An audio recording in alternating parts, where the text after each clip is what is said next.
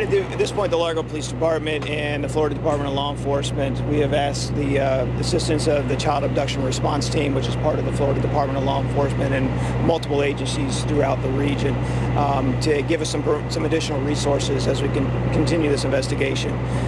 One of those resources that we're utilizing this morning is canine dogs and dive teams. We have two specific areas in which the mother reports the last known location of Jordan, and those are where we're concentrating today.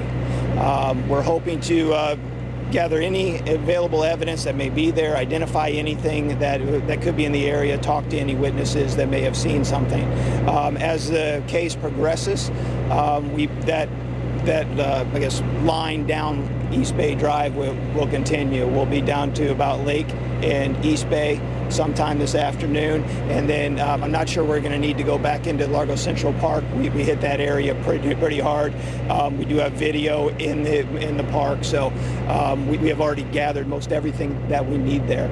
Our current operational plan for the media is to give updates every three or 4 hours, but at this point we don't really anticipate any breaking news, and if so, we would definitely let you know right away. I'm trying to think of another area. Can you elaborate just a little bit about the operations going on behind you right now? Sure. Currently behind us is a large pond. We have the Pinellas County Sheriff's Office dive team out looking through that pond for us. Just make sure there's nothing suspicious in that pond or anything that may help us find him.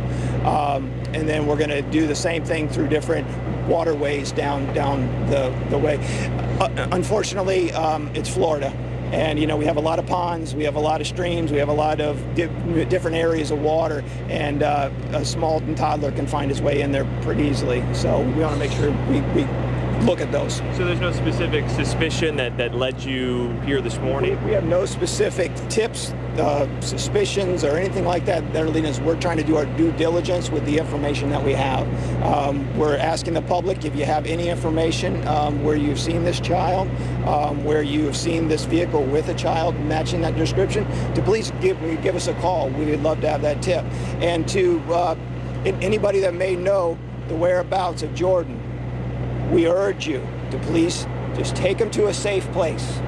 Safe places are any local fire station, library, no questions asked. Drop Jordan off. We need Jordan back. And as far as the search efforts have gone out here, I know yesterday you guys had to be searching through some dumpsters, things like that, looking for anything specific there, or any particular reason to be looking in those dumpsters here? That again is standard investigative procedure. If you have a crime scene, you look for anything that could have been discarded. Obviously, if Jordan was taken by an individual in a white Camry at a location, there could be something discarded there. So obviously, we need to look in all those available resources. Here, again, it's just due diligence. Like I was speaking to someone last night, if we don't do it now, you can't go backwards.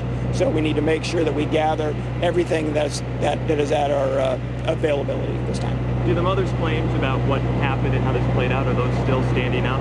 Yes, the mother has spoken. She's very cooperative. She's providing us the statements that we have released to you. Yeah. And why did she get in that car? Do you know? Did she know her answer to us was that her child was kind of heavy for her to carry, and she just didn't want to have to carry all the way to her destination. But she didn't know that man? She did not know that man. Is there any special tip line, or who should people call if they think they maybe spot him or have any information? If anyone with any information is urged to call the Largo Police Department at 727-587-6730, and our emergency communication workers will take the information and distribute it to our team at our war room, if you will, back at the PD, and make sure we get detectives out to take a look at it. How is Mom doing this morning? We know she said she also sustained some injuries, was knocked unconscious when this all happened Saturday night. Mom is physically okay. Obviously, she does have some minor injuries from the altercation, but Mom is okay.